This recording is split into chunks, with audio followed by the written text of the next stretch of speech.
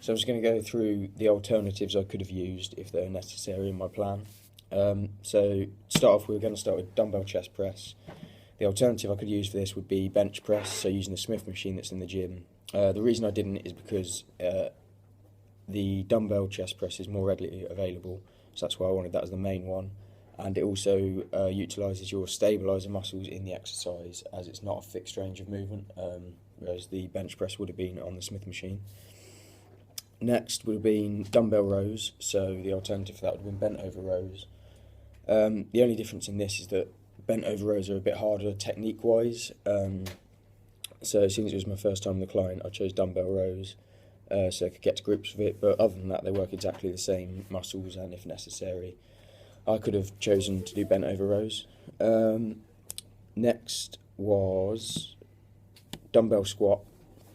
So this is quite a difficult technique, and it utilises a lot more muscles than just the quadriceps, which is the main muscle involved. The alternative for that would have been leg press if necessary, but obviously that again that doesn't work as many muscles. It's less of a complicated movement.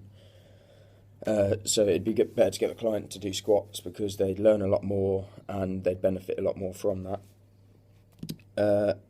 Next was lat pull down. So the alternative for that would have been seated rows, but that would have only ever been used if the lat pull down was being used in the gym. So that's the only reason I chose that alternative, where seated rows works exactly the same muscles really, your latissimus dorsi and your biceps. Next was the shoulder press, so that would have been using the shoulder press machine. I chose this because I needed to have a resistance machine exercise in the plan to use.